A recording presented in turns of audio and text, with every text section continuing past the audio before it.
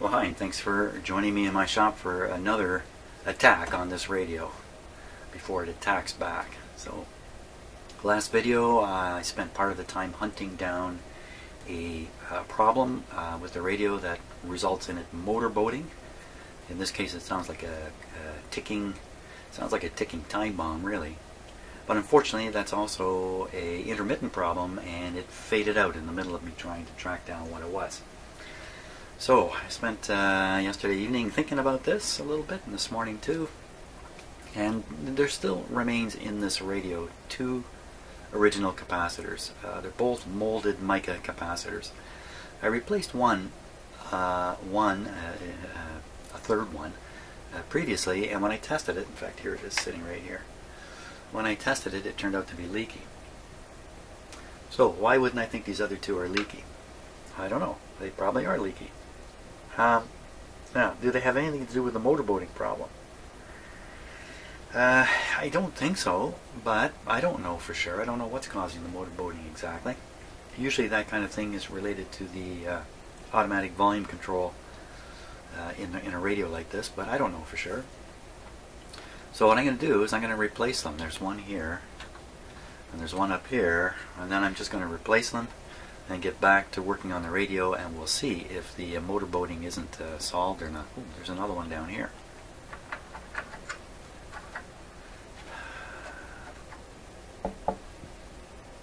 I just don't see how, I've looked at these on the schematic, and I don't see how any of them could be responsible for motorboating, but then it's not like I know everything about what I'm doing here, so might as well get rid of them.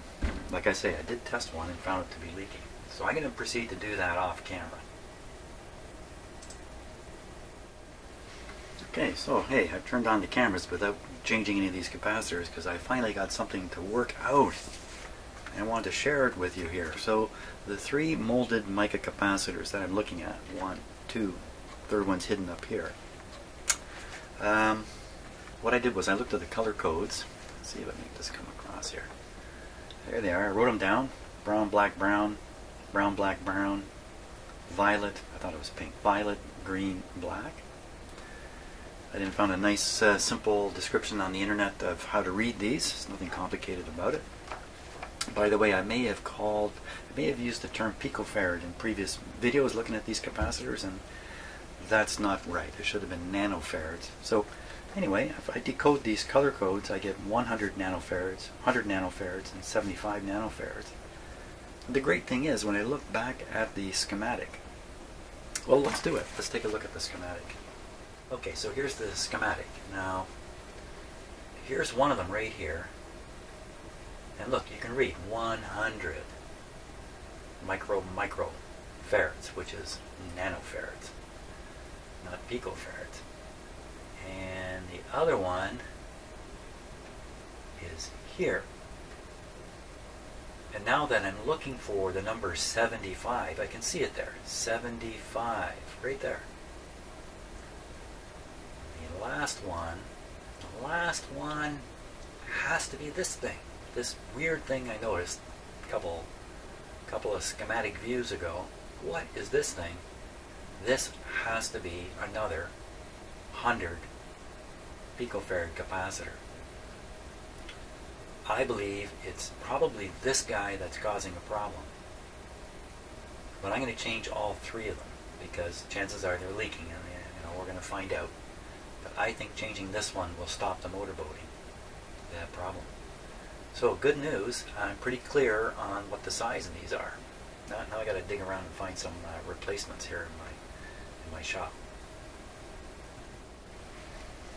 Okay, after a bit of hunting around, I found replacements I need. I got two 100 nanofarad capacitors. These two combined in parallel will be 70 nanofarads, just short of the 75, but I think that's no problem. There we go. So I'm going to put these in the radio here.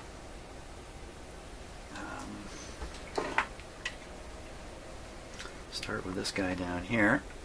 Be real interesting to test these. It'd be more interesting to find out if in fact this is really the cause of the motorboating. Designed the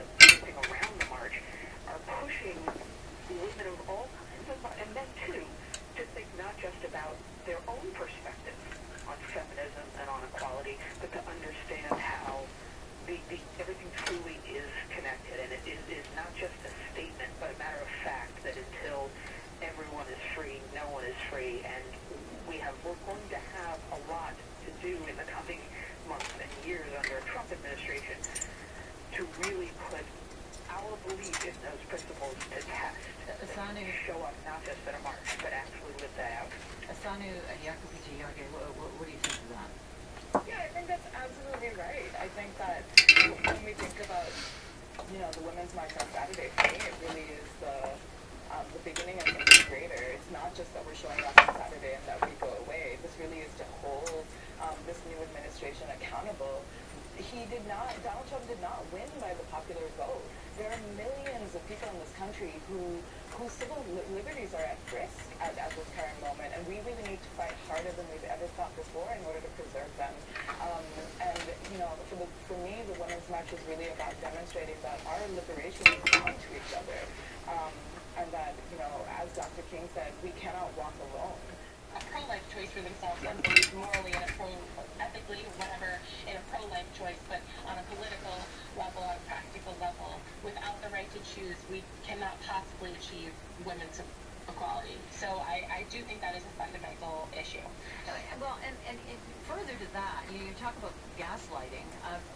If you have all these supporters of Donald Trump, and they include women, and he does have a lot of supporters, then you're not solely fighting the men at the top of the heap. You're also, you do have to get into the weeds here with other women, do you not?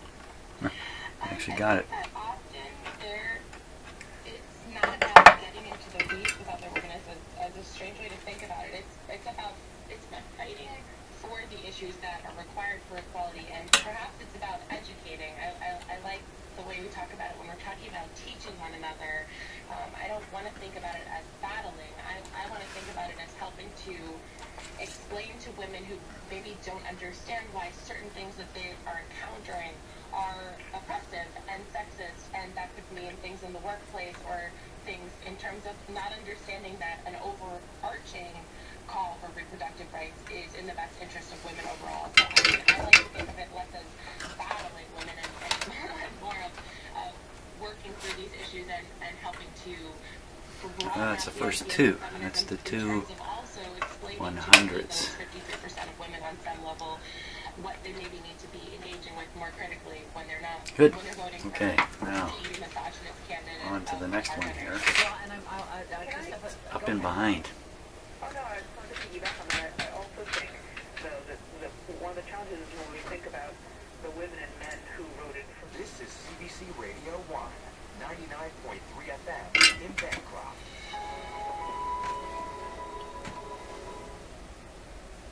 The ability to drive can be a vital skill for newcomers to Canada. Who better to teach a refugee than someone who has been there? My student name is Nader Abdo. 2 months ago he reached here. I'm teaching them the driving, at least he can drop his son to the school. Stories of refugees helping refugees on Now or Never with Ify Chiwetelou and Trevor Deneen. This afternoon at 2, 2:30 in Newfoundland. The CBC News is next. Coming up in an hour, it's Q. Hey, I'm Tom Power. East Coast musician Rose Cousins has a new record out. It's called Natural Conclusion, and it comes after a bit of a break. She took time to travel, to meet other musicians, just create music. She drops by to talk about her journey and to play you some jams. This is CBC News. From CBC Toronto, it is 9 o'clock. Good morning, I'm Jill Dempsey. Wow. Cloudy and 1 degree in the city right now. The city of Washington is buzzing with activity ahead of tomorrow's inauguration of U.S. President-elect Donald Trump. In the American capital, here is the CBC's David Common. The great security clampdown is happening in Washington with barriers being put on roads, plans to shut down many of the bridges. It is an enormous security operation. Up to 800,000 people are expected to come in to watch tomorrow's inauguration. That means many of the hotels are full, that many buses will arrive, carrying not just supporters, but protesters. Well, he won't be arriving on a bus, but Donald Trump does return to Washington today. He will be laying a wreath at Arlington National Cemetery before going on to some more celebratory events in the evening. That, of course, before tomorrow's big event at noon, the transition, the changeover of power from Barack Obama to Donald Trump. Trump has been very clear about some things he wants to do, but very vague on others. That's created some unpredictability. David Coleman, CBC News, Washington. More than 24 people are listed missing after a 3-story hotel in central Italy was buried overnight by an avalanche. Megan Williams has the details. Overnight, rescuers on cross-country skis fought through the heavy snow and stiff wind to trek some 10 kilometers in an effort to reach the hotel in the remote, snow-covered Abruzzo region of central Italy. The structure was buried yesterday by an avalanche brought on by 4 strong earth tremors. Inside, 30 or so hotel workers and guests, children among them. A video recorded this morning by the rescue team shows the hulk of the hotel, collapsed walls and ceilings, wrecked rooms filled with snow and debris. Rescuers managed to save 2 people who were outside the hotel when the avalanche struck. They were taken by helicopter to the closest hospital to be treated for hypothermia. One, a cook on vacation, says his 2 children are still inside. At least 1 body has been recovered, and rescue officials say they expect to find many more. Megan Williams, CBC News, Rome. State media in Iran is reporting that at least 30 firefighters have been killed while battling a blaze in a high-rise building in central Tehran. The firefighters were killed after the building collapsed. The 17-story Plasko building is an iconic landmark in the Iranian capital. Another 45 firefighters and 30 civilians have been injured. Toronto's Public Works Committee votes to consider contracting out garbage collection in Scarborough. Currently, QP Local 416 is doing the work and just signed a new collective agreement in 2016. The possibility of private contractors bidding on pickup east of Victoria Park means the union may have to bid against themselves if they want to keep the jobs. Matt Figliano, QP Local 416's leader, says privatizing won't make pickup any cheaper. How do the councillors make the right decision here? Because they have the facts in front of them. The facts are there. There are no savings. Public Works Chair Jay Robinson says they need to look at the numbers. I guess my question is, how could you possibly at this juncture say there's no potential cost savings when this step is to look at just that? QP Local 416 says they're considering legal action. Ontario Premier Kathleen Wynne says more hydro relief is on the way before this spring's provincial budget. Wynne made the comment after a meeting with an Amherstburg woman yesterday at Queen's Park. Libby Keenan's open letter to the Premier on Facebook was shared more than 21,000 times. The province brought in an 8% rebate on electricity bills January 1st, but Keenan called that a drop in the bucket to ease her farm's $600 monthly bill. Liberal sources tell CBC News that measures to reduce the cost of electricity will be the centerpiece of the next provincial budget. That's this edition of the CBC News. I'm Jill Dempsey.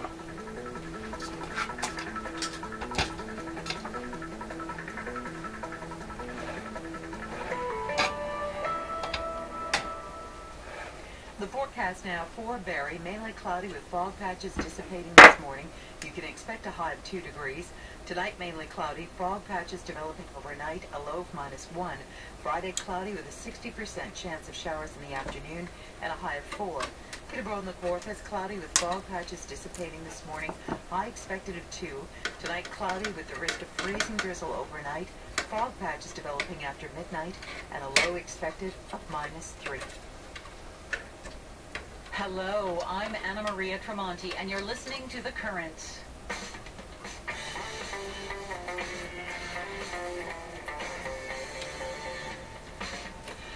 Still to come, a menu change at a ubiquitous fast food restaurant has families with kids who suffer from nut allergies saying nuts, because there's one less place now for those families to eat worry-free. We'll talk about that in half an hour. We're also talking about Barack Obama's last-minute move to commute Chelsea Manning's sentence and why fellow leaker Edward Snowden is not on that clemency list. But first, enjoying the splendor of the Arctic before it's too late. The whole vast river of ice is on the move, slowly, inexorably toppling into the sea. Given that fact, it's obviously not that great to be actually under the ice front with a broken engine. Right guys, that is an enormous block right at the top. That whole front is going to go at some point.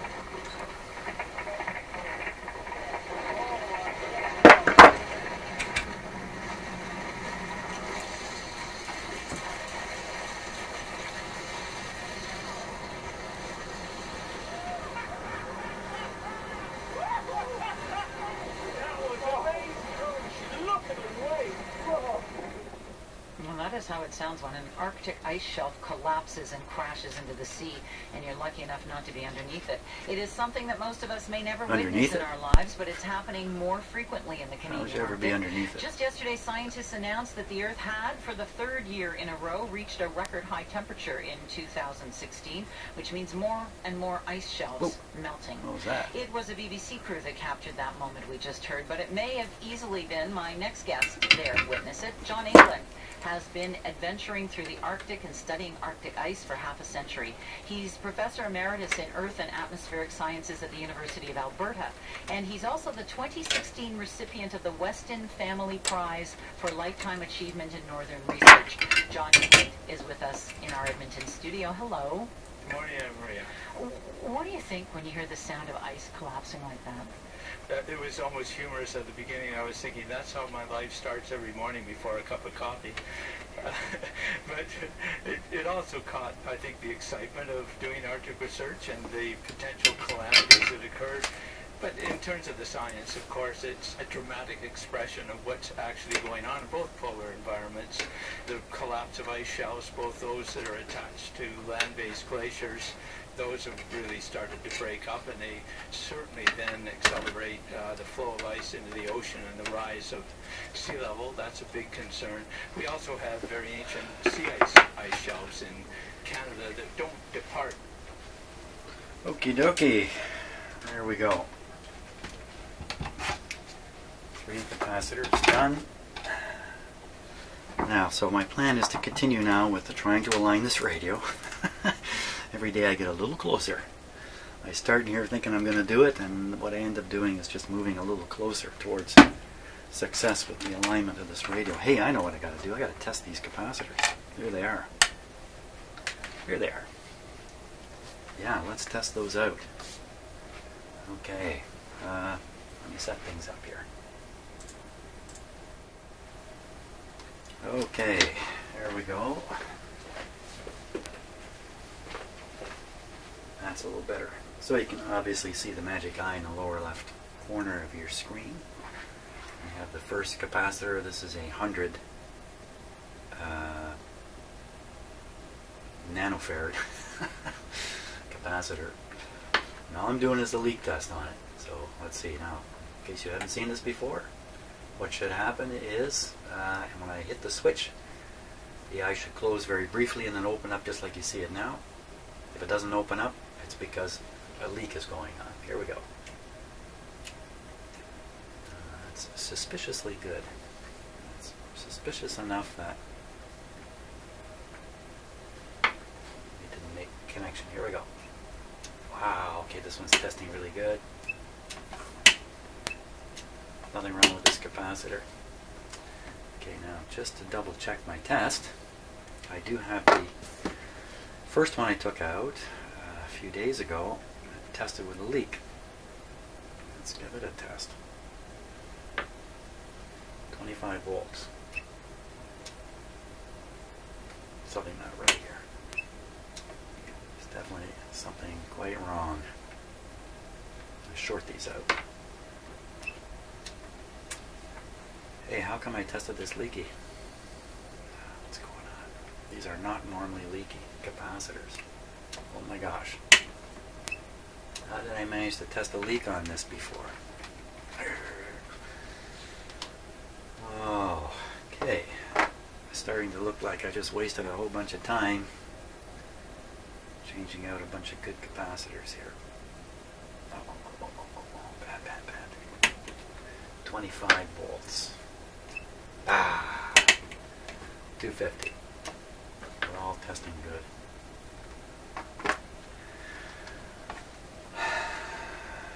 What did I do on the first one that made me think it was leaking? Or what am I doing now that's misleading me? 25. They're all testing good.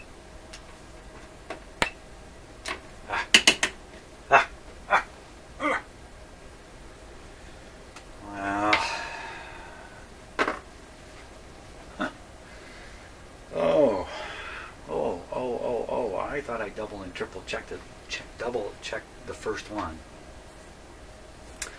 You know what I'm going to do here just to make myself feel better? I'm going to dig out an old junky capacitor here and see it leak. Because I'm now doubtful about something.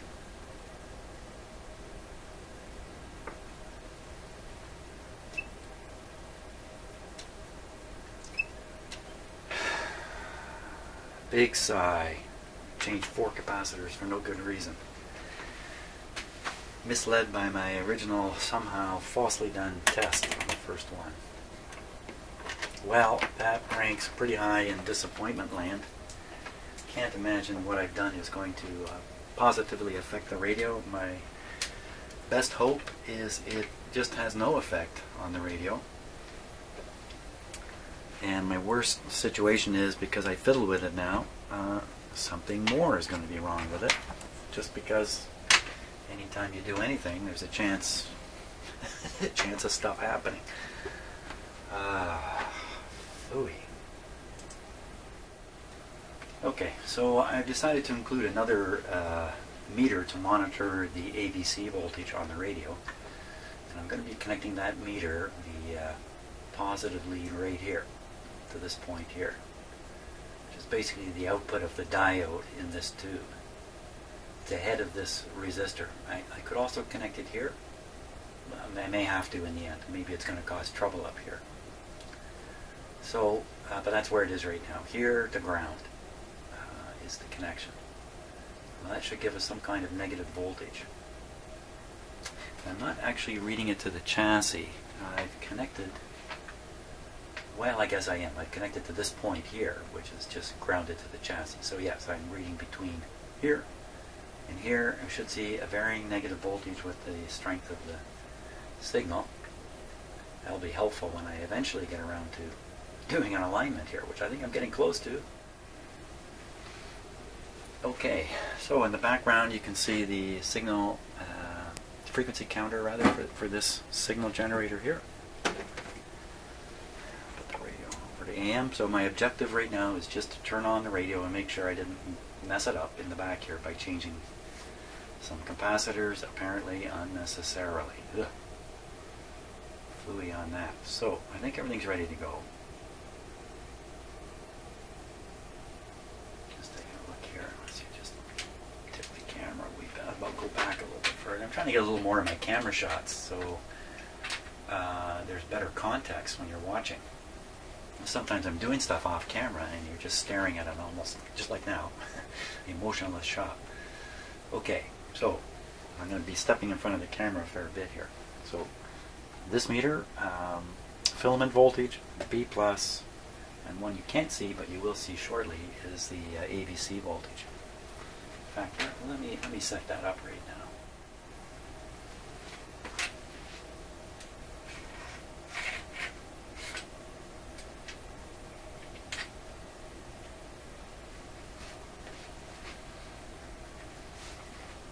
Okay, so now in the lower left corner is a meter that's going to measure the ADC. It's going to go upscale on a negative voltage. Well, that's what I hope it's going to do anyway. We're going to find out shortly what really goes on. So, okay, volume down. First we'll turn on the filament. Turn on the filaments here.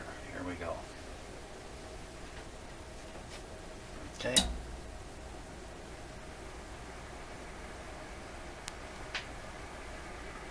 Yep. Oh, yeah, no reading on the filament meter because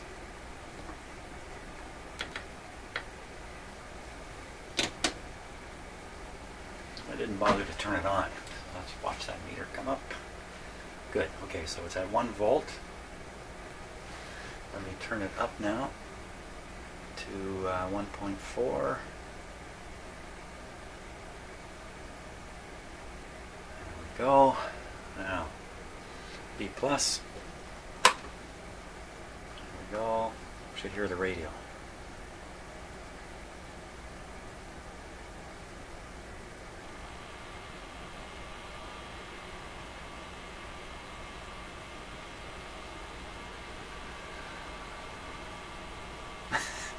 Okay, a little volume. Something bad has happened here. We are in Bad Town. We've gone to Bad Town for sure.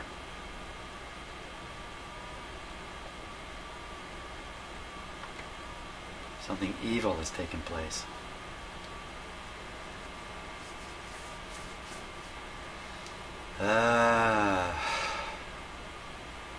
Okay, first, my new meter may have messed things up. So let me remove the connection here. Hold your ears. Phooey. Okay, maybe this connection. I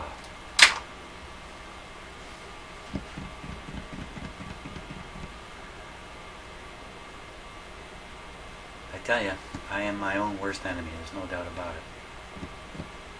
So the AM is turned into nothing. Oh my gosh. Okay. Shortwave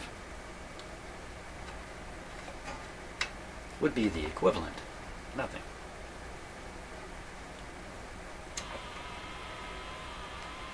Now it's, you know, yeah, I don't know. Hope somebody knows. I don't know.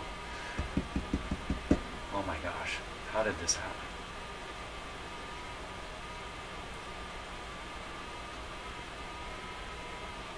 I'm standing still.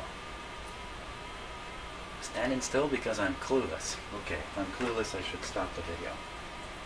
Get a clue. Get a clue, Jim. Okay, I'm looking for a clue. I have my clue finder stick. You know, it pretty much has to be something I just did.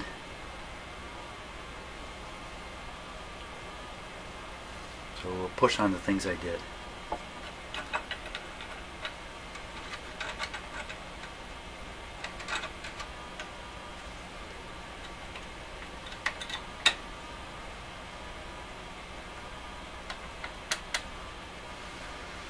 Okay, here's the last one, man. It's my last hope here.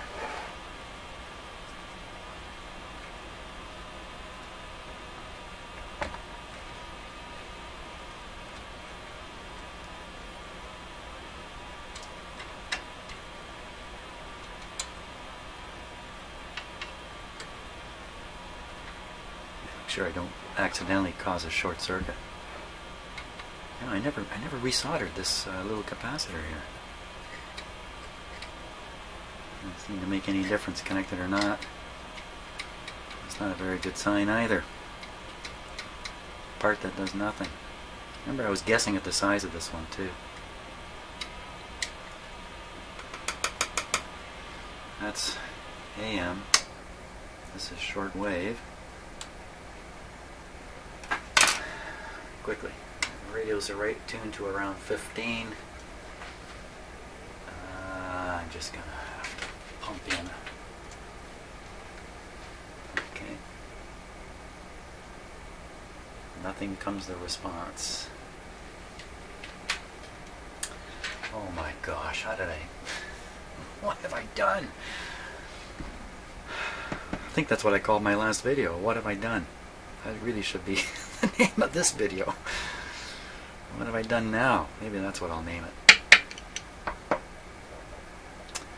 I'm sure I did not make a bad connection. I did not confuse the connections in here. I was very careful. So what? Back to AM. Whatever I've done, it's affecting both the AM and FM. Something coincidentally has occurred. Something coincidentally has occurred. What kind of thing might that be?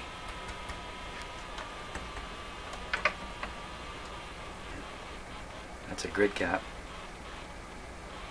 You know what that is? That's the same ticking sound, only different.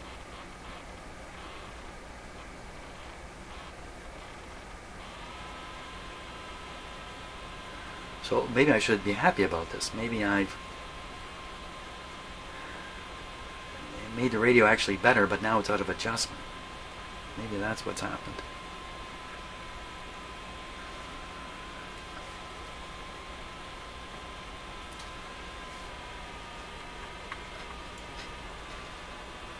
Just seeing if I knocked anything loose here. I don't think so. I wasn't really knocking it around. Holy smokes.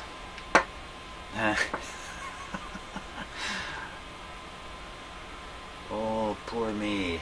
You know what? I think maybe it's time for Mr. Con Air to come in here and save the day. Yes, sirree. Mr. Con Air. Connor. Mr. Connor. Mr. Connor, come on. Come on, man. You can do it.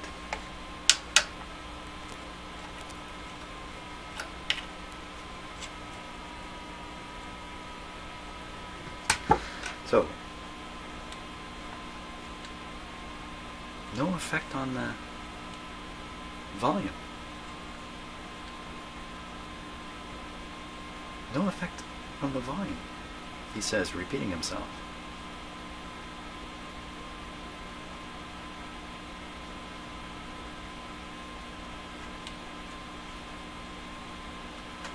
It's a little odd. Okay, so first thing we'll try with the signal tracer is we'll try to pick up some audio right at the volume control and see what's going on. Now hold your ears, I'm not accustomed to using this device, so you might get some surprising results. Volume control. Okay, so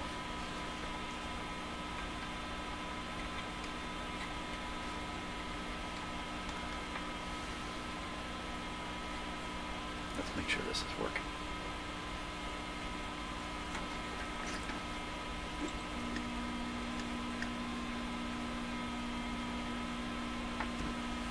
Oh no.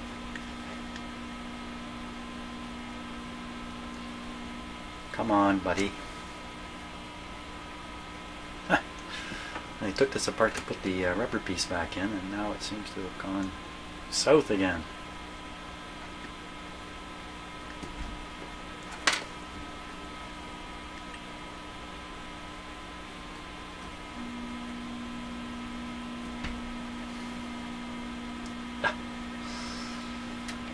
Oh my gosh. Good thing I'm not commanding an army. I don't think we'd do too well in the battle. Man alive.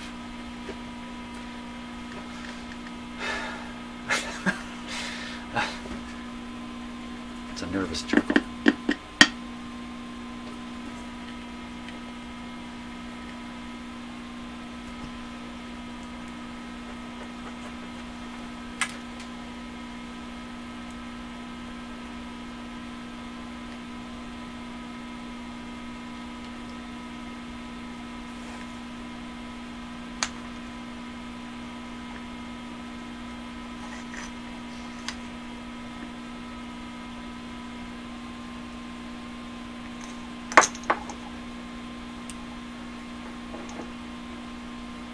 I'm trying to feel the heat. There's a tube inside here.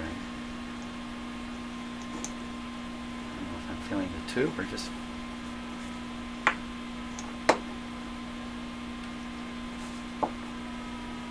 Oh. It's another day in my shop. That's what it is. Oh my gosh.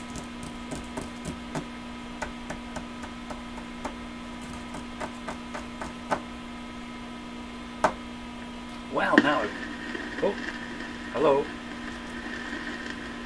Who's doing that? That's this. It's not a good sign either. I don't think that the band select button meant anything in AF.